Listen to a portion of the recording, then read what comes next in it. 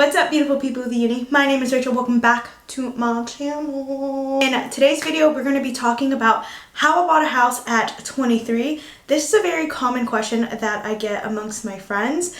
We are in that age range right now among my friends that people are buying houses, people are getting married, people are having kids, and that is definitely a lot of my friends reach out to me and ask me how my husband and I bought a house and how the process worked. So if you want to know how we bought our house so young, just keep watching this video.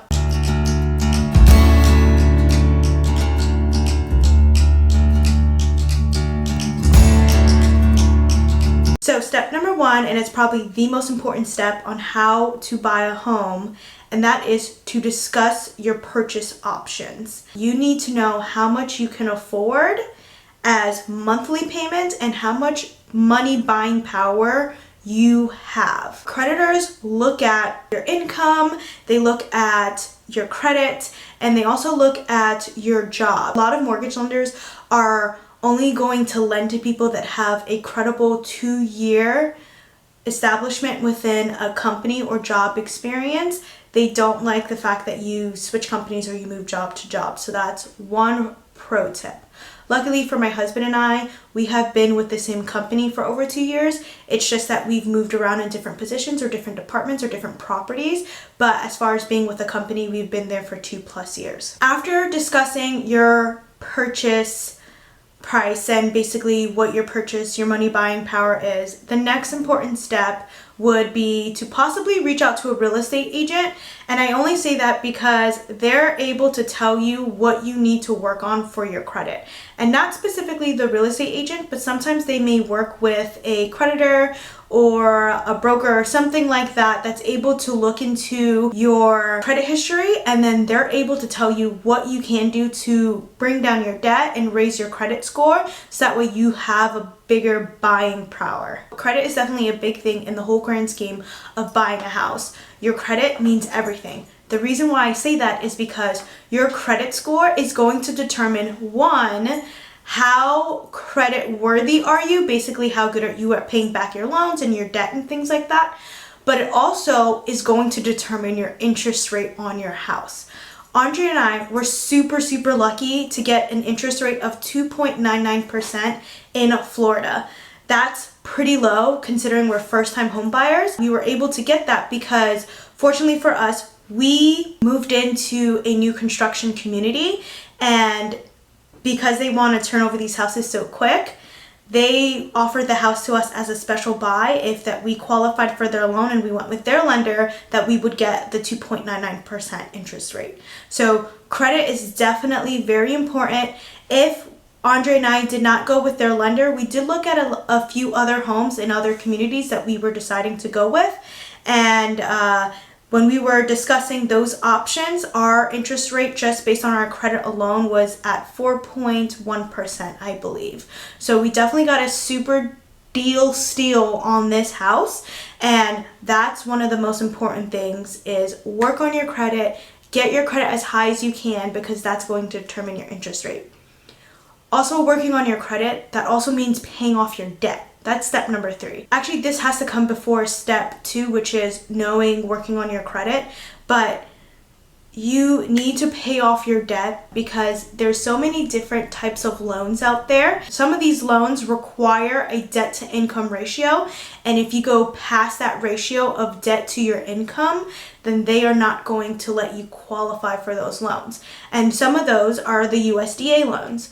And with USDA, basically you have to have a 45% debt to income ratio. And if that's over that if your debt is over that 45%, then you don't qualify for that. What's great about the USDA loans is that you don't have any down payment whatsoever. So actually you just pay closing costs, but you don't have to put any down payment towards the loan.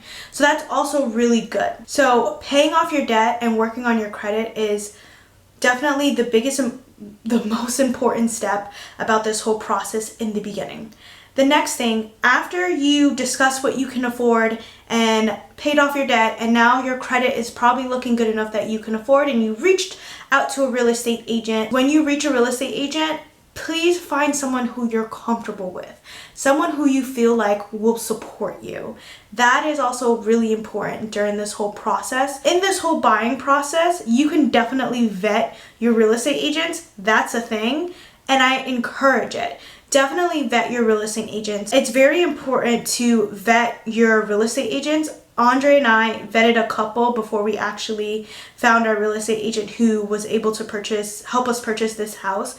And I can tell you that she is literally a godsend, and I sometimes called her a bulldog. She asks the questions that you are too shy to ask for yourself, and she doesn't care. She pulls no punches, and I'm very grateful for her, because whereas my husband and I are a little bit more laid back and we are kind of scared of confrontation, she pulls no punches, and she was like, nope, this is not how this is gonna go. Nope, she took care of everything. So you want a real estate agent who's going to go to bat for you. You want someone who's gonna ask those hard questions. You want someone who's gonna point out those flaws of the house that you're buying, because at the end of the day, you're talking about hundreds of thousands of dollars in a loan for 15 and 30 years. You wanna make sure that you're comfortable with this person and you're comfortable with the house that you're buying, and that you're not getting swindled into it. So again, after you met with your real estate agent and you discuss what you can afford, and you looked at your debt and you're in a good credit spot,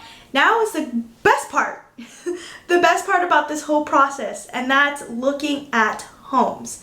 Andre and I, when we started this process, we knew from the very beginning that we wanted nothing but new construction.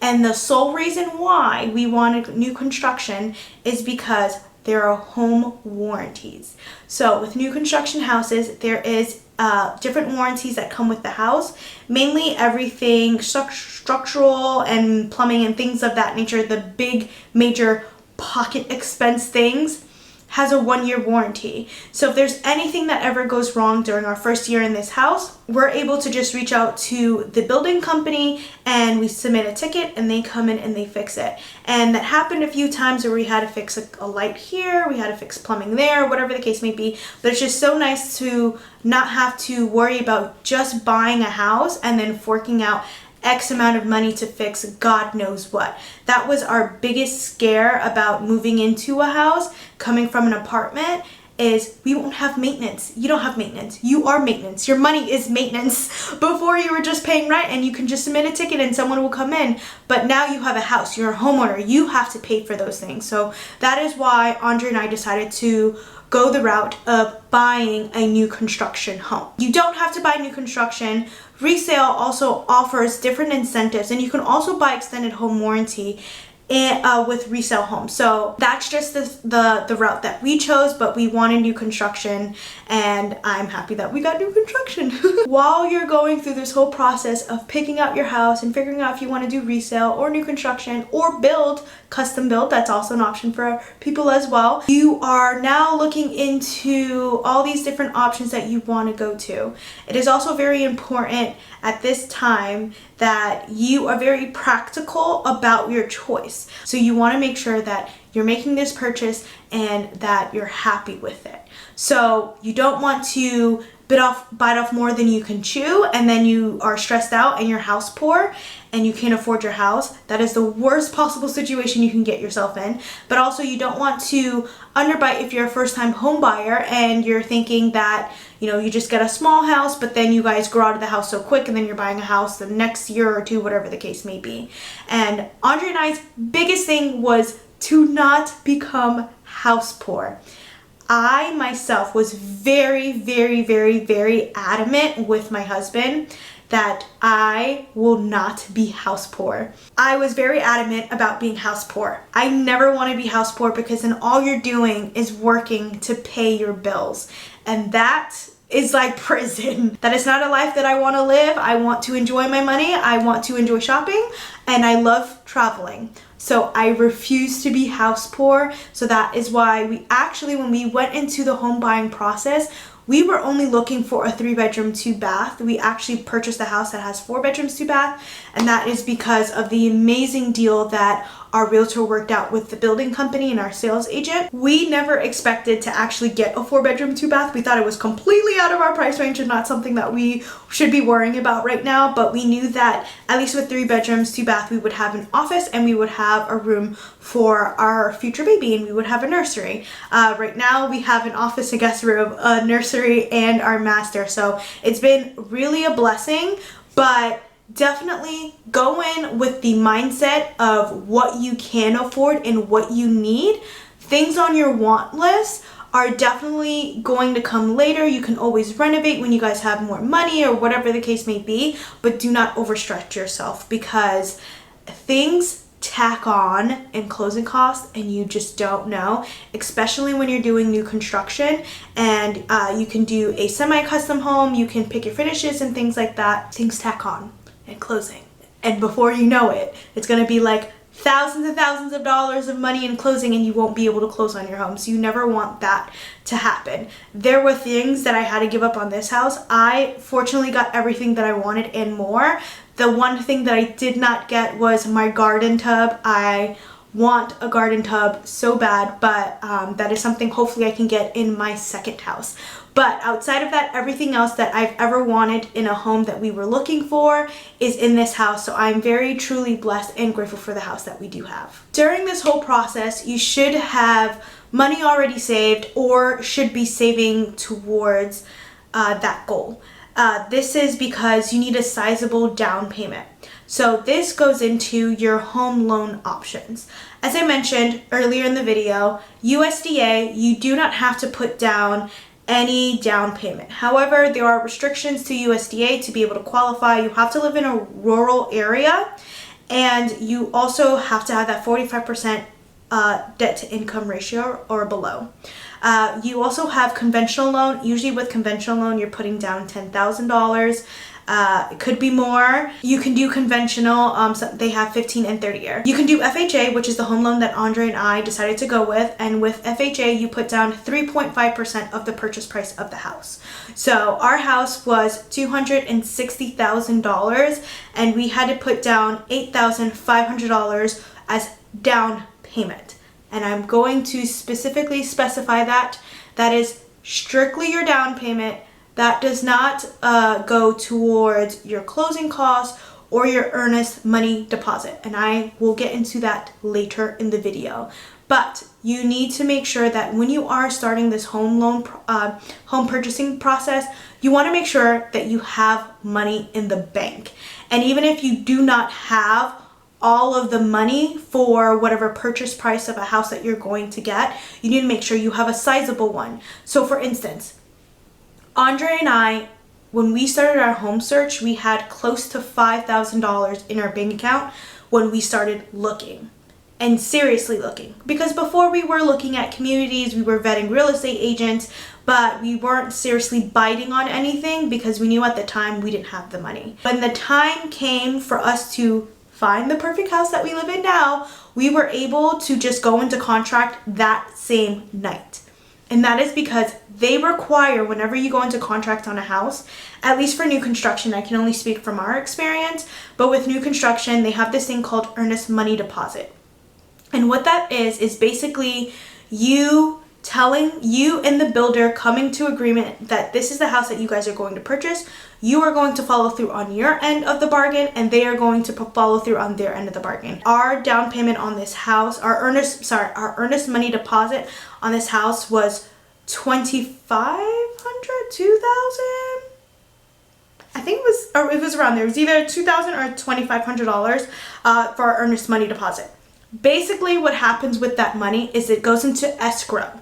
That money goes into escrow, so that way when you close, it goes to your closing costs. When you go into contract, basically this just means that you're going to purchase the house, but it does not mean that you bought the house. So now that you've given your deposit and you're under contract with your house, you are in the most frustrating part about buying a house now. It is now gone from house happiness and paradise and eagerness to move into your house to literal mortgage hell. And the reason why I say that is because it is, okay? Let me give you the dirty down on this. Everyone that I have spoken to, friends, family, tell me they've gone through the same thing. Mortgage lenders, loan officers, they are so nice in the beginning. And then they ask for things that you need for the loan application process, and then it just gets sad, okay? I shouldn't have to be doing a job. So I'm just gonna explain the process that Andre and I went through. So we found our house in September. We closed in October, so it took, I think so. Maybe we found it, I don't know. Anyway, it took six weeks from the time that we went into contract to closing is the time frame that we closed on our house. So we found the house, and then 6 weeks later we moved in. So nitty gritty on this. During this whole process, when you go into contract, it's all nice because they're asking you, they give you a list of things to send. And you're thinking, oh, okay, let me just send them this lovely list. And they're gonna read the email. And, they'll just email you back if you need anything. Well, guess what? You're gonna need to send that email probably about 10 times because they don't read emails. And then when they say that they got something, or that you told them that they already have something, they tell you no. When in your sent box, you have sent that email with the attachments that they've requested 5 times already. This is the most frustrating part about this whole home buying process, and that's why people say like buying a house is so stressful. It's because the home loan application process is so frustrating and so annoying to have to deal with these loan officers and all these people and mortgage lenders. And it's because there's no communication amongst your loan officer and your mortgage lender and your home insurance person and whatever the case may be. For me and Andre, we literally went with our builder's home insurance. We went with our builder for the home loan. So these are all people who work under the same company. And they should have access to each other's emails. And they know each other because they've told us that they know each other. But yet they don't talk to each other. Because if I send something to Linda, Brad doesn't get it. What? Brad, I thought you and Linda are friends. I thought you guys go out and get drinks. I thought you guys talked about that you need my mortgage insurance paperwork and you actually already sent it to her. What's going on, Brad? Linda, why are you coming to me about what Brad said that he didn't get? I sent it to Brad. Brad, why didn't you tell Linda that you got it? So it is just horrible communication. It's a lot of back and forth. They are going to keep calling and asking you for things that you've already sent. And I swear to you guys, pro tip, highlight, and literally talk to these people like they're dumb, because it's the only way that they are going to understand emails. And I don't mean to knock anybody's job if you're watching this, but literally family and friends, our parents have all told us that this is the same process that they went through with different lenders as well. So it's just this whole buying process of it, the going into the mortgage part of it is really extensive. And I understand you're acquiring $100,000 of loans, so I'm not mad about that process. I just wish that this process was a lot more streamlined. But my tips is highlight, circle, type it out as if they're dumb and like you're talking to a 2-year-old, because that is literally the only way that probably you will not have to send things 3 times. You might have to send it twice, but you won't have to send it 3 times. So now that you're under contract and you're in the home mortgage loan application process, the biggest thing that they are going to tell you is if your builder is anything like our builder, they did give us a fact sheet of things of do's and don'ts. So the biggest don't is do not make big purchases. And even our real estate agent told us this too, that she had a family literally that was supposed to close a week before us. And what ended up happening is they bought a brand new car and their mortgage loan fell through. So do not acquire another loan that could possibly disqualify you from being able to qualify for the home loan. And do not make big purchases because that can also show that you're a big spender. And you're thinking possibly, how are they gonna know? Guess what? You are going to send multiple bank statements, multiple, over the course of you closing. And if you have a long closing, you're sending bank statements, maybe 2, maybe once a week. So they're looking at your things. And these are all people who are processing your mortgage loan. And their red flags go off and you can get disqualified for the home loan. So my biggest advice from this process is wait till you move into the house to purchase everything. And I know that sucks because you're going to need your washer and dryer, and you're going to need your fridge if you possibly have to purchase a fridge, and you're going to need furniture, and you're going to need all that stuff. Guess what? Wait. Just wait. Because if you open a loan or a credit with Home Depot or Lowe's to get that washer and dryer, or Ashley Home Store to get that couch or that bed that you like, whatever the case may be, they're going to see it and they are probably going to disqualify you if it puts you over that ratio.